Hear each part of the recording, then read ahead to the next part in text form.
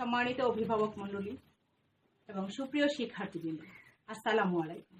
স্বাগত জানাচ্ছি আমাদের জাহাঙ্গীরপুর টিয়ামিন সরকারি পাইলট উচ্চ বিদ্যালয় অনলাইন স্কুলে। সুপ্রিয় শিক্ষার্থীবৃন্দ, আশা করি তোমরা ভালো আছো। আমিও আল্লাহর অশেষ রহমতে ভালো আছি। এই করোনাকালীন সময়ে আমাদের জাহাঙ্গীরপুর টিয়ামিন সরকারি পাইলট উচ্চ বিদ্যালয় তোমাদের জন্য অনলাইন স্কুল চালু করেছে। তো প্রতিদিনই ক্লাস হচ্ছে, তোমরা সেই ক্লাসগুলো দেখবে। এই ক্লাসগুলো যদি তোমরা দেখো তাহলে আমাদের শ্রম সার্থক হবে। তো শিক্ষার্থীবৃন্দ, আমি তোমাদের সামনে হাজির হয়েছি অষ্টম শ্রেণীর বিজ্ঞান বিষয়ে প্রথম অধ্যায়ের একটি পাঠ নিয়ে।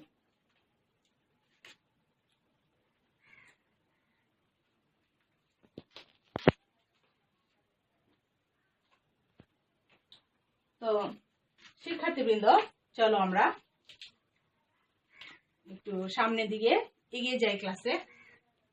তোমাদেরকে আবারও স্বাগত জানাচ্ছি আমাদের জাহাঙ্গীরপুর টিয়ামিন সরকারি পাইলট উচ্চ বিদ্যালয় অনলাইন স্কুলে।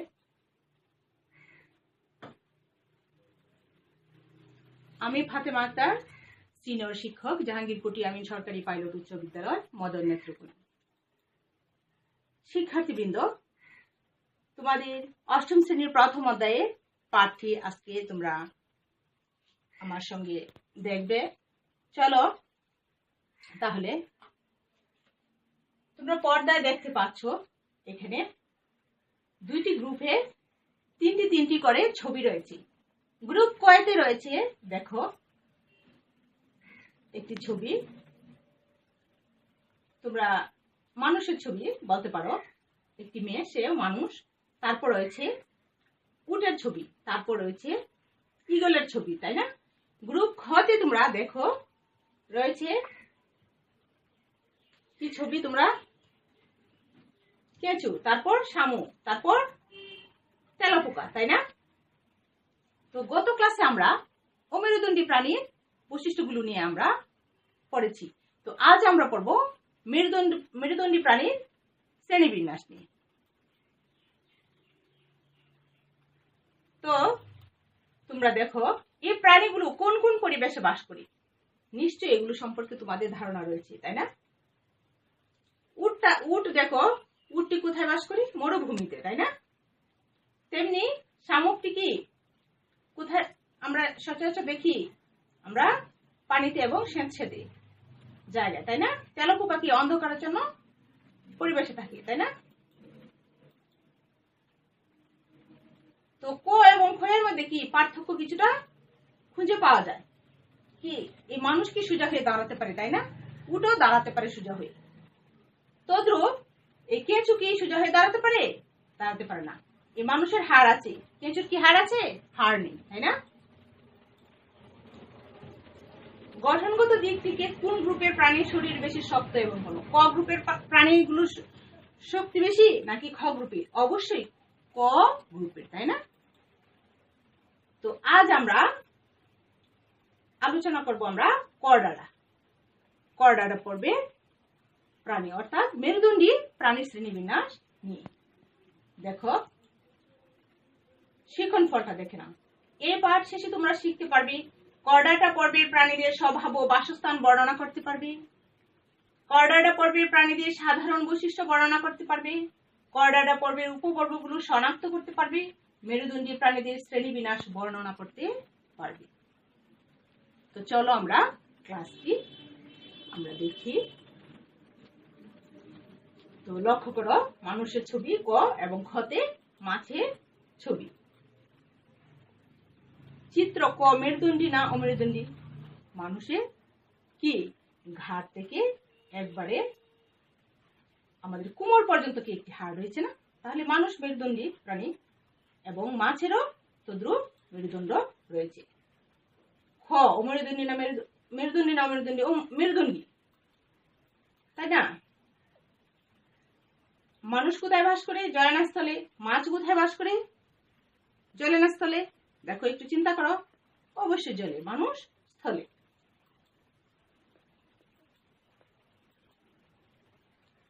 এবার দেখো আবারও কিছু চিত্র।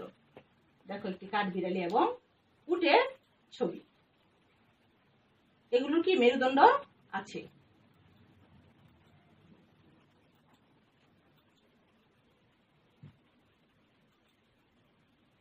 কোথায় বাস করে? মরুভূমিতে। দেখো, আর এই কাঠবিড়ালি গাছে গাছে থাকে, তাই না? এভাবে মেরুদণ্ডী প্রাণীরা পৃথিবীর সকল পরিবেশে বসবাস করে। উট কিন্তু জঙ্গলে থাকে না, তাই না? কোথায় থাকে? মরুভূমিতে থাকে। আর কাঠবিড়ালি জঙ্গলে থাকে। তো মেরুদণ্ডী প্রাণীরা বিভিন্ন জায়গায় বসবাস করে। কোনগুলো স্থলচর, কোনগুলো জলচর, কোনগুলো বৃক্ষবাসী, কোনগুলো মরুবাসী, কোনগুলো মেরুবাসী, কোনগুলো গুহাবাসী, আবার কোনটা খেঁচর। খেঁচর মানে কি? আকাশে বেড়ায় যে, তাকে বলা হয় খেঁচর। দেখো, তাহলে আমরা দেখি করডাটা পর্বে 3টি উপপর্বে ভাগ করা যায়। ইউরোকর্ডাটা দেখো, প্রথমে রয়েছে ইউরোকর্ডাটার ছবিতে তোমরা লক্ষ্য করো, এরকম করে ফাঁপা অংশগুলো তোমরা দেখতে পাবে। প্রাথমিক অবস্থায় ফুলকারন্ধ্র, ফাঁপা স্নায়ুরজ্জু থাকে। দেখো, ফাঁপা, একবারে ফাঁপা মানে কি? খোলার মতো। দেখো, কর্ডাটা পর্বে 3টি উপপর্বে ভাগ করা যায়। 1 নম্বর হলো ইউরোকর্ডাটা। শুধুমাত্র লার্ভা অবস্থায় এদের লেজে নোডোকর্ড থাকে, যে কারণে সেটা মেরুদণ্ডী। উদাহরণ এসিডিয়া। তারপর রয়েছে সেফালোকর্ডাটা। সেফালোকর্ডাটা দেখো, সারা জীবনে এদের দেহে নোডোকর্ডের উপস্থিতি লক্ষ্য করা যায়। এই যে নোডোকর্ড, সেই জন্য এগুলো কর্ডাটা পর্বে অন্তর্ভুক্ত। দেখতে মাছের মতো। উদাহরণ ব্রেঙ্কিওস্টোমা। তারপর রয়েছে ভার্টিব্রাটা, অর্থাৎ এটা হলো মেরুদণ্ডী প্রাণীর আদর্শ উদাহরণ। ভার্টিব্রাটা পর্বগুলো দেখো কি কি রয়েছে। এই উপপর্বের প্রাণীরা মেরুদণ্ডী প্রাণী হিসেবে পরিচিত। বাঘ, ব্যাঙ এবং কুমির, তদ্রুপ মানুষও।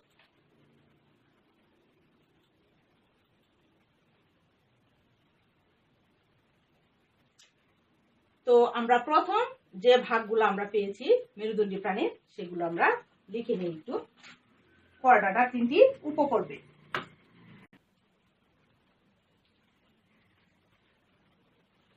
শিক্ষার্থীবৃন্দ দেখো, করডাটা পর্বের 3টি উপপর্ব। 1 হলো ইউরোকর্ডাটা, 2 সেফালোকর্ডাটা, 3 ভার্টিব্রাটা। তোমরা লিখে নাও করডাটা পর্বের 3টি উপপর্ব। 3টি উপপর্বের নাম ইউরোকর্ডাটা, সেফালোকর্ডাটা এবং ভার্টিব্রাটা। চট করে লিখে নাও খাতায়।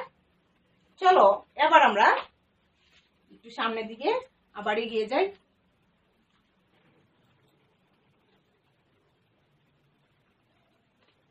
শিক্ষার্থীবৃন্দ চলো ছবিগুলো তোমরা লক্ষ্য করো। মাছের ছবি,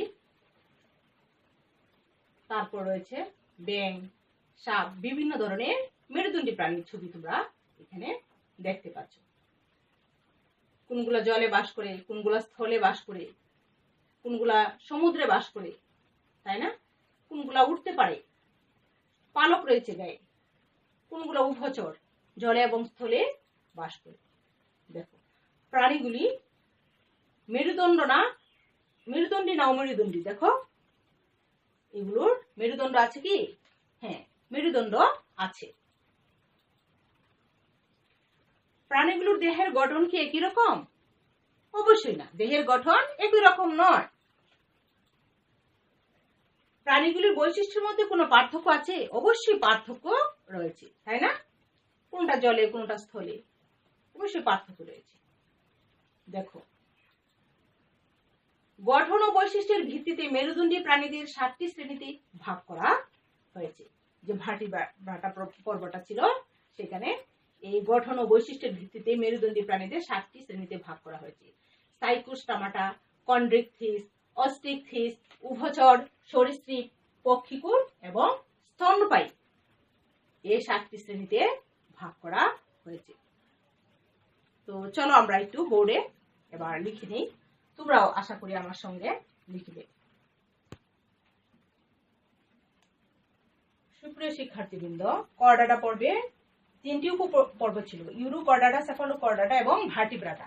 তো ভার্টিব্রাটা পর্বের যে প্রাণীগুলো এগুলো সাধারণত মেরুদণ্ডী প্রাণী হিসাবে চিহ্নিত এবং এই ভার্টিব্রাটা পর্বের প্রাণীগুলো গঠন ও বৈশিষ্ট্যের ভিত্তিতে মেরুদণ্ডী প্রাণীদের 7টি ভাগে ভাগ করা হয়েছে।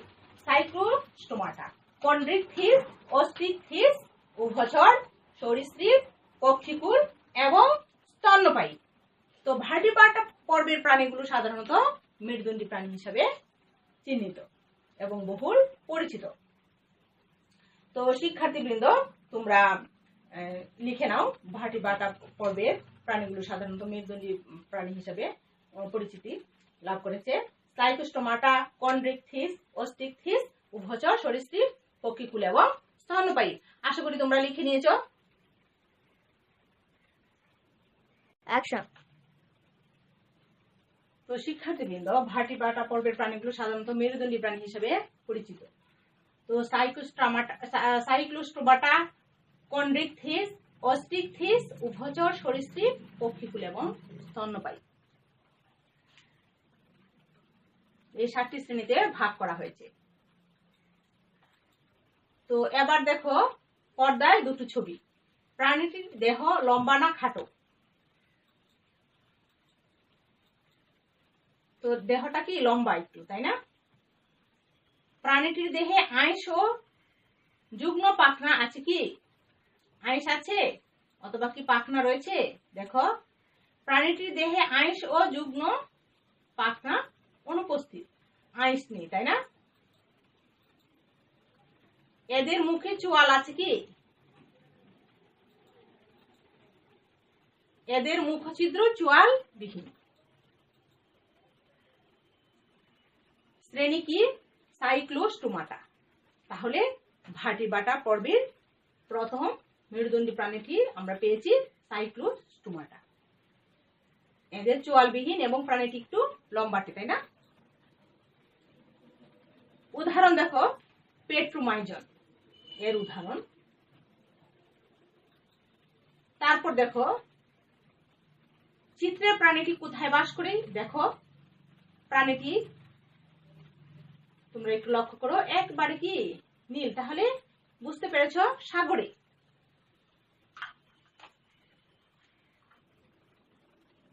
প্রাণীটি কোথায় বাস করে? সাগরে। দেখো, এই পর্বের সকল প্রাণী সমুদ্রে বাস করে। এদের দেহের হাড় শক্ত না নরম? কঙ্কাল তরুণাস্থিময়। এদের দেহে কানকু আছে কি? এদের কানকু থাকে না।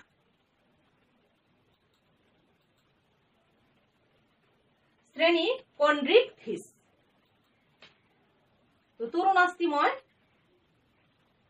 কন্ড্রিকথিস, এ হাতুড়ে মাছ। তারপর কি রয়েছে দেখো, এবং রয়েছে হাঙর মাছ। এগুলা কি সাগরে থাকে। কন্ড্রিকথিসের শ্রেণীটা মেরুদণ্ডী প্রাণীর। তারপর দেখো শ্রেণী অস্টিকথিস, 3 নম্বরটা। এরা কোন পানিতে বাস করে? অধিকাংশই স্বাদু পানির মাছ, অর্থাৎ কি মিঠা পানির মাছ। এদের দেহে কোনো আঁশ আছে কি? আঁশ দ্বারা আবৃত। কিসের সাহায্যে শ্বাসকার্য চালায়? মাথার দুপাশে 4 জোড়া ফুলকা থাকে। মাথার দুপাশে ফুলকার সাহায্যে শ্বাসকার্য চালায়। উদাহরণ ইলিশ মাছ। তারপর দেখো এদের দেহে কি আঁশ আছে?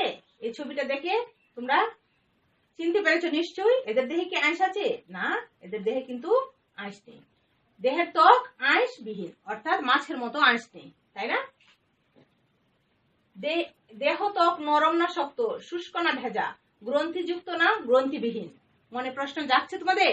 অবশ্যই, তাই না? দেখো, এদের দেহ ত্বক নরম, পাতলা, ভেজা ও গ্রন্থি যুক্ত। ত্বকটা নরম, পাতলা এবং ভেজা ভেজা, তাই না? এদের রক্ত শীতল না গরম? শীতল রক্ত বিশিষ্ট প্রাণী এই ব্যাঙ। উভচর শ্রেণী। এরা জলেও বাস করে এবং স্থলেও বাস করে, সেই জন্য এরা উভচর প্রাণী। উদাহরণ কুনুবে। তারপরে ছবিটি লক্ষ্য করো, এই ছবিটি কিভাবে চলাচল করে? বুকে ভর দিয়ে চলাফেরা করে, তাই না? বুকে ভর দিয়ে যারা চলাফেরা করে তাদেরকে কি বলা হয়? শিক্ষার্থীবৃন্দ,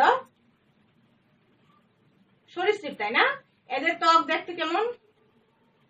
ত্বক শুষ্ক ও আঁশ যুক্ত, এই যে আঁশ রয়েছে। এদের পায়ে কয়টি নখরযুক্ত আঙ্গুল রয়েছে? 4 পায়ে 5টি করে নখরযুক্ত আঙ্গুল রয়েছে। নখ রয়েছে, পায়ের আঙ্গুলের মধ্যে নখ রয়েছে। সরীসৃপ, বুকে ভর দিয়ে চলে, তাই সরীসৃপ। কুমির এবং সাপ বুকে ভর দিয়ে চলে। লক্ষ্য করো শিক্ষার্থীবৃন্দ, তোমাদের চিরচেনা অতি পরিচিত ছবিটি কাকের ছবি, তাই না? এদের দেহ কি দ্বারা আবৃত? শিক্ষার্থীবৃন্দ, পালক দ্বারা আবৃত, তাই না? পাখির দেহ পালকে আবৃত। এদের কয়টি পা এবং কয়টি ডানা আছে? তুমি তো অবশ্যই দেখেছো, তাই না? সামনের 2 ডানায় ও চোয়াল চঞ্চুতে পরিণত হয়েছে। এদের 2টি পা রয়েছে, ডানা রয়েছে 2টি, ডানা দিয়ে উঠতে পারে, তাই না? ফুসফুসের সাথে বায়ুতলে থাকা এরা সহজে উঠতে পারে। পক্ষীকুল, যেসব প্রাণীর কি পালক আছে এবং ফুসফুস এর সাথে কি রয়েছে?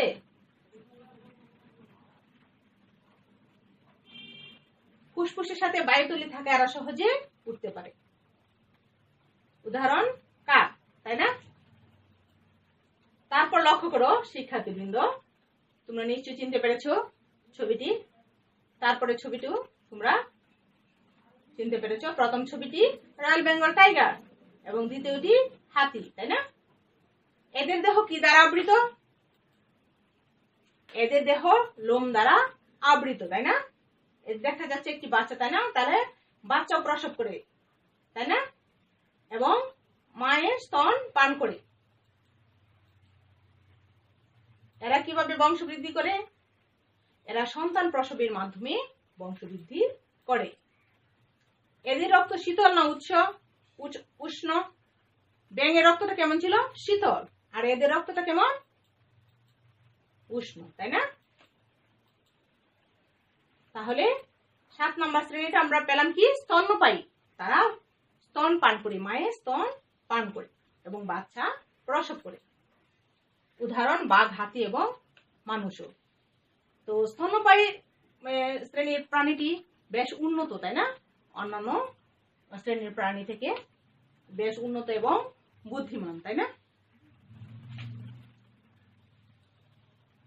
তো শিক্ষার্থীবৃন্দ, তোমরা একটি কাজ করে নাও। তোমাদের জন্য একটি কাজ রয়েছে। প্রথম ছবিটি দেখো, একটি পাখির ছবি। দ্বিতীয় ছবি দেখো বানরের। তৃতীয়টি হাঙর মাছের এবং চতুর্থটি ব্যাঙ। তারপর রয়েছে মানুষের ছবি এবং মাছের ছবি। তো তোমরা কোন শ্রেণীতে বৈশিষ্ট্যের উল্লেখযোগ্য প্রাণীগুলো শ্রেণীভুক্ত করো? তোমরা অবশ্যই শ্রেণীভুক্ত করতে পারবে, তাই না? তো এই পাখিটি কোন শ্রেণীভুক্ত? ভাটিবাটা পর্বের পক্ষীকুল। তারপর রয়েছে স্তন্যপায়ী, তারপর রয়েছে কন্ড্রিকথিক্স, তারপর উভচর, তারপর স্তন্যপায়ী, তারপর কন্ড্রিকথিক্স, তাই না? শিক্ষার্থীবৃন্দ, তোমরা আশা করি বিভিন্ন পর্বে তোমরা শ্রেণীভুক্ত করতে পারবে। তো এতক্ষণ তোমরা যা পড়েছো দেখি পারো কিনা। ইউরোকর্ডাটার 2টি বৈশিষ্ট্য কি ছিল? ফাঁপা এবং অপূর্ণাঙ্গ অবস্থায় কি ছিল? লেজার এখানে নৌডুকর রয়েছে। তারপর দেখো চিত্রের প্রাণীটি 2টি বৈশিষ্ট্য বলো। কি বৈশিষ্ট্য রয়েছে? দেহ কি? লোম দ্বারা আবৃত, তাই না? মেরুদণ্ডী, উষ্ণ রক্ত বিশিষ্ট প্রাণী। এবং পরেরটি দেখো, চিত্রের প্রাণীটি 2টি বৈশিষ্ট্য উল্লেখ সহ বসবাসের স্থানের নাম বলো। চিত্রের প্রাণীটি 2টি বৈশিষ্ট্য কি?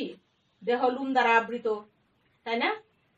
উষ্ণ রক্ত এবং বসবাস করে কোথায়? মরুভূমিতে।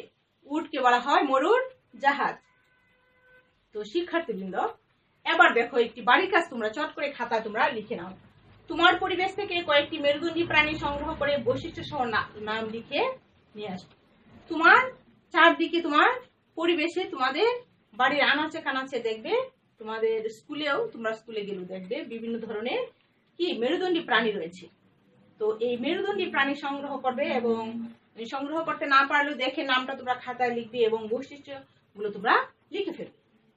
ওকে শিক্ষার্থীবৃন্দ, তো ধন্যবাদ তোমাদের এতক্ষণ আমার সঙ্গে থাকার জন্য। তোমরা প্রতিদিন আমাদের জাহাঙ্গীরপুর টি আমিন সরকারি পাইলট উচ্চ বিদ্যালয়ে অনলাইন স্কুলের ক্লাসগুলো তোমরা দেখবে। তো তোমরা ভালো থেকো, পরিষ্কার পরিচ্ছন্ন থেকো। তোমরা শুধু পড়াশোনা করবে তা না, প্রতিদিন ভোরবেলা উঠে তোমরা যার যার ধর্ম পালন করবে, সকালে একটুখানি তোমরা ব্যায়াম করবে এবং অবসর সময়ে তোমরা তোমাদের উপযোগী তোমাদের বইগুলো তোমরা পড়বে। পাঠ্য বই ছাড়া গল্প, কবিতা, এগুলো বিভিন্ন লেখকের বইগুলো তোমরা পড়বে। তো তোমরা ভালো থেকো। সামনে আবারও তোমাদের অষ্টম শ্রেণী বিজ্ঞান ক্লাস নিয়ে আমি আবার আসবো। ধন্যবাদ সবাইকে। আসসালামু আলাইকুম।